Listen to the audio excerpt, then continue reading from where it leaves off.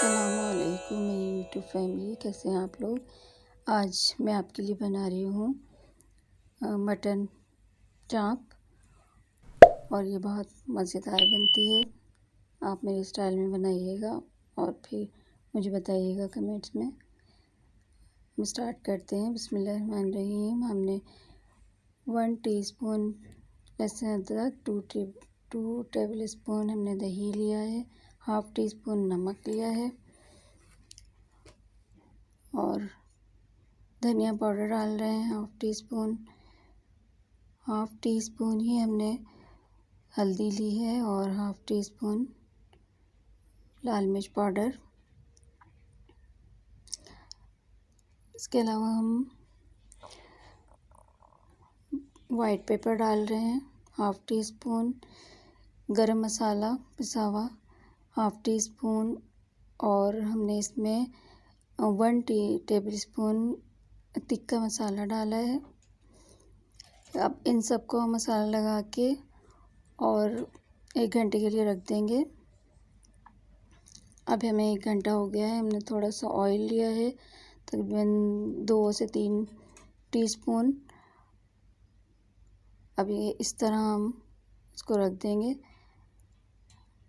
ताकि चाप अच्छे से गल जाए। इसमें हम पानी शामिल नहीं करेंगे और ये जो गोश्त पानी छोड़ेगा उसी में ये गल जाएगी।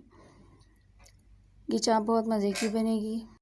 आप लोग एक बार तो ज़रूर बनाइएगा और मुझे कमेंट्स में बताइएगा कि कैसी बनी है।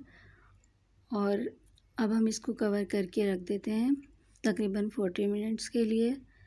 मेरी रेसिपी पसंद आए तो इसे लाइक, शेयर और सब्सक्राइब करना मत भूलिएगा।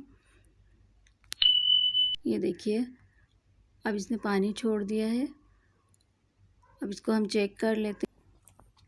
ये देखें, काफ़ी हद तक तो ये चाप गल चुकी है और अभी थोड़ी सी देर और हम इसे रखेंगे।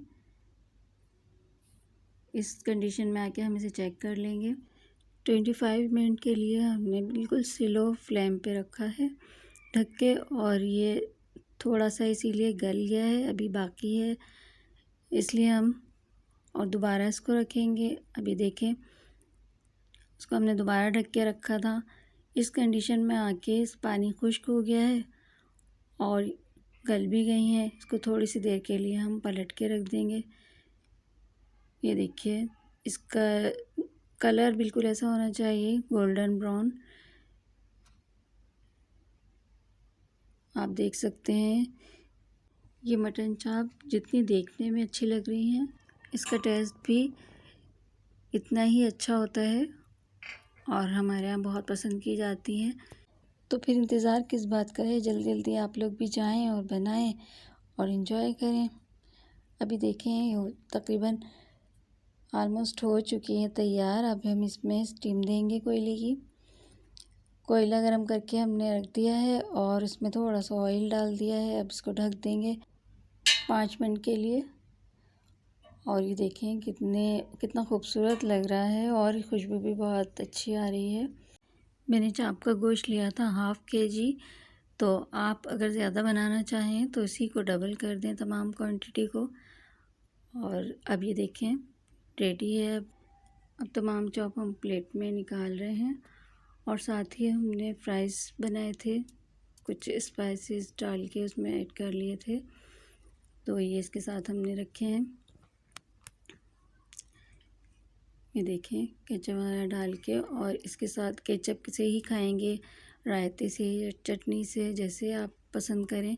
ये ऊपर से क्रिस्पी लग रहे हैं। गोश्त अच्छे से गल चुका है। और चिकन बिरयानी की रेसिपी अगर नहीं देखी है तो मैं लिंक दे देती हूँ डिस्क्रिप्शन में, आप जाकर देख लें। इंशाल्लाह फिर मिलते हैं नई रेसिपी के साथ। दुआओं में याद रखें।